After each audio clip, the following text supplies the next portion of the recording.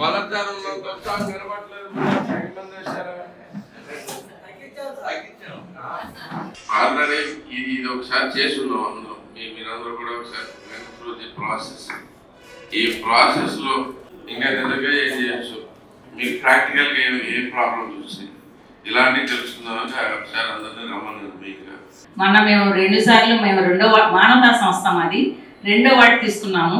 మొదటి సారి చేసినప్పుడు రాము గారు కూడా వచ్చారు అక్కడికి. రెండోసారి చేసాం కానీ మా సరైన పనిముట్లు ఏమీ ఉండట్లేదు. అక్కడికి వెళ్ళినాక ఒక గొడ్డలో ఒక పారో ఒక కత్తో ఏ ఒకటి ఉంటే కనుక ఆ చెట్లన్నీ నరికేసి అవన్నీ చేయగలుగుతాము. ఎటువంటివి ఏమీ దొరకలేదు మాకు. మా యంత్రికి మేమే కొన్ని తెచ్చుకుని కొన్ని చెట్లు ఏమీ నరకం సంభవించిందండి. కాబట్టి మాకు కొన్ని అట్లాంటి తర్వాత మీరు తప్పనిసరిగా మాకు ఇలాంటివి మాకు కొన్ని అందిస్తే మేము ఇంకెక్కువ చేయగలుగుతామండి. తర్వాత ఇంకో రెండోది రోడ్లు అందరూ ఊడుస్తున్నారు కదండి. ఇటు ఊడుస్తున్నారు అట్లు ఊడుస్తున్నారు. పక్కన పోగు చేయకోకుండా అట్లా పక్కకు ఊడ్చేస్తుంటే మళ్ళీ వచ్చేస్తాయి కదా. ఇప్పుడు మీరు మొన్న ఏం చెప్పారు, మీరు ఎక్కడైతే క్లీన్ చేశారో అక్కడ మళ్ళీ వేయకుండా ఉండేటట్టు చూడాలి అన్నారు. ఈ ఊడ్చే వాళ్ళందరూ కూడా ఈ రోడ్డుకి ఇటుపక్క అటుపక్క ఊడ్చేసి మధ్యలో మాత్రం బ్రహ్మాండంగా ఉంటుంది, పక్కకు ఊడ్చేస్తున్నారు. మరి అది ఎమ్మటే వెనకమాల వాళ్ళు ఉండి ఆ చెత్తనంతా కనుక ఎత్తివేసినట్లయితే మళ్ళీ రోడ్డు అంతా క్లీన్గా ఉంటుంది కదండి. అది కొన్నిసార్లు చేస్తున్నారు కానీ అన్ని చోట్ల చేయట్లేదు. పెట్టండి వాళ్ళకి గైడ్ చేయండి. ఇలా కాదు ఇట్లా మొత్తం ఇటు పక్క చేసుకుందాము, ఇక్కడి నుంచి మన ఎత్తుకోవచ్చు అనేది మున్సిపాలిటీ కటింగ్కి ఈ మెషిన్ ఈ లేట్లన్నీ చేయవడం ఉంటాయి. గ్లోవ్స్ వేసుకొని తీయడం అది కాకుండా మనకి మేజర్గా ఇంట్రెస్ట్ ఉంది ఏంటంటే మీరందరూ మాట్లాడుతుంటారే. సో అదొకటి మీ మంచి సజెషన్, తప్పకుండా అది కూడా చేస్తాం. అలాగే ఇదే ఉత్సాహం తగ్గిపోకుండా మళ్ళీ కొన్ని రోజులు కంటిన్యూస్గా లేదంటే ఒకసారి అయిపోయేది కాదు. మనకు అందరికీ తెలిసిన విషయమే. ఒకసారి క్లీన్ చేస్తే మొత్తం అంతా ఇంకెప్పుడు క్లీన్గా ఉంటాయి అనేది మనం ఎప్పుడు అనుకోలేదు. కానీ వేసిన చాట చెత్త వేస్తున్నారు. దానికి మీరు ఎవరైనా సజెషన్స్ మళ్ళీ చెప్పండి. ఎలా అది శాంతం శుభ్రంగా ఉంటే తప్పితే అవట్లా ఏమవుతుందంటే లాగేటప్పుడు 2-3 ఈ అక్కడక్కడ మిగిలిపోతా ఉంటాయి. ఇది చెత్త వేసే ప్లేస్ అని చెప్పి దాని మీద రాసినట్టు కనపడుతుంది ఏదైనా. సో అది కూడా కనపడకుండా వాళ్ళతో చూపించాలి, లేదు కొంచెం తవ్వించాలా, ఏం చేయాలి, లేదు మొక్క నాటించాలా. కాన్సెప్ట్ పీటర్లోని ఎక్సలెంట్ కాన్సెప్ట్ అండి. దానికి నేను చాలా గొప్పగా చెప్పుకుంటున్నాను. ఎందుకంటే మనం పరిసర ప్రాంతాలు మనం శుభ్రత లేకపోతే మనం పడే బాధలు ఎన్ని అనేది మాకు కొంత ప్రాక్టికల్గా కూడా తెలిసింది. ఆల్రెడీ మీరు కూడా చెప్పారు, మదర్ గారు కూడా డెంగ్యూ వచ్చి ఇబ్బంది పడ్డారు.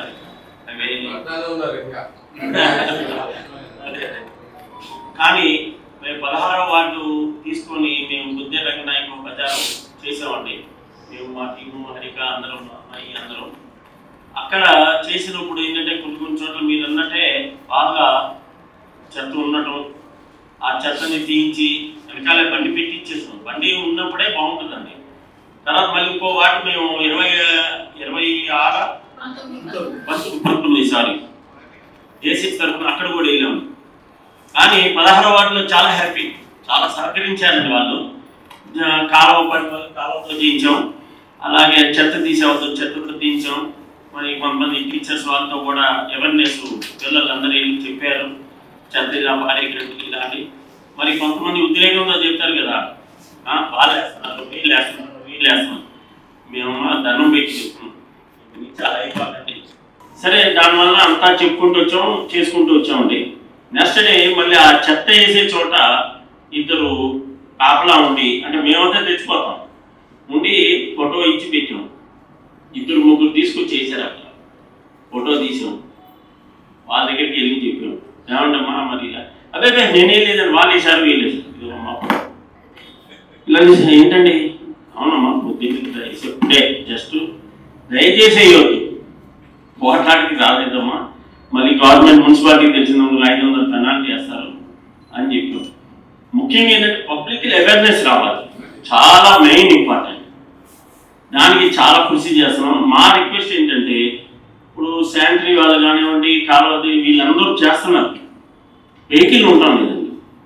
మళ్ళీ 19వ వార్డు చేసినప్పుడు నలంద హై స్కూల్ దగ్గర సగం చెత్త తీసుకెళ్ళి వదిలేశారు. చెప్పాం వెహికల్స్ లేదండి మాకు కుదరదన్న. పక్కన వాటర్ లీకేజ్ అవుతుంది, ఆ వాటర్ లీక్ రోడ్డు మీదకి వచ్చేస్తుంది. ఆ రోడ్డు మీద గేట్ దగ్గరే సాయిబాబా గుడి, అది అక్కడ తవ్వించి దగ్గరుండి చెప్పాము, మాకు కుదరదంటే కాదమ్మా తీయాలి, ఆ వాటర్ కాలంలోకి వెళ్ళిపోతే పర్వాలా, ఆ గేట్ నుంచి బయటకు వచ్చేటప్పటికి చాలా ఇబ్బంది, వెహికల్స్ కానీ ఆ గొంతుందో లేదో కూడా తెలియదు, టూ వీలర్స్ వచ్చేటోడు పడిపోతాడు. మా రిక్వెస్ట్ ఏంటంటే కమిషనర్ గారికి వాళ్ళకి చెప్పి ఎక్కడెక్కడైతే చేస్తున్నాం మాతో సహకరించమని, చాలా మాకేం అసలు 5 సార్లు 4 సార్లు కోపం వచ్చేది, నిన్న తీసాం మళ్ళీ వేసారు వీళ్ళు ఇంతే అనేది ఎప్పుడైతే అనుకుంటామో మనం ఎక్కడితో అభివృద్ధి ఆగిపోతుంది. ఎప్పుడైనా కానీ నాకు ఇప్పుడు మీతో మాట్లాడితే చాలా ఆనందంగా ఎందుకు అనిపించింది అంటే మీరు అర్థం చేసుకుంటున్నారు ప్రాసెస్ ఏంటంటే. ఈ గురువారికి ఉండే ప్రాసెస్ కూడా ఒకటి థాట్ ప్రాసెస్లో మనకి సహజంగా మనకు అలవాటైన ప్రాసెస్ ఇప్పుడు దాకా చూస్తుంటే ఏమంటే ఎంత చేసిన తేలికే, ఎవడు చేంజ్ చేసాడు, ఎవడు ఏం చేయలేదు ఇక్కడ, ఎవరికి ఎవరు స్వార్థాలు అందరూ చూసుకున్నారు అన్ని చోట్ల. మొట్టమొదటిసారిగా ఏదో ఒకటి చేద్దామని మనం అందరం అనుకున్నాం. ఓకే, ఆ దగ్గరలో నలుగురు కుర్చీలు వేసుకుని ఓకే కూర్చుని తలా 2 గంటల తలా 3 గంటలు ఉన్నారనుకోండి, ఏ టైంలో వేస్తారో తెలిసిపోద్ది మనకి. దాంట్లో వచ్చి ఆ టైంకల్లా తీసేసినా సరిపోతుంది. ఎందుకు వెళ్ళిపోతున్నారు మనకి ఎలాగో ఇదే అవేర్నెస్ రావాలి.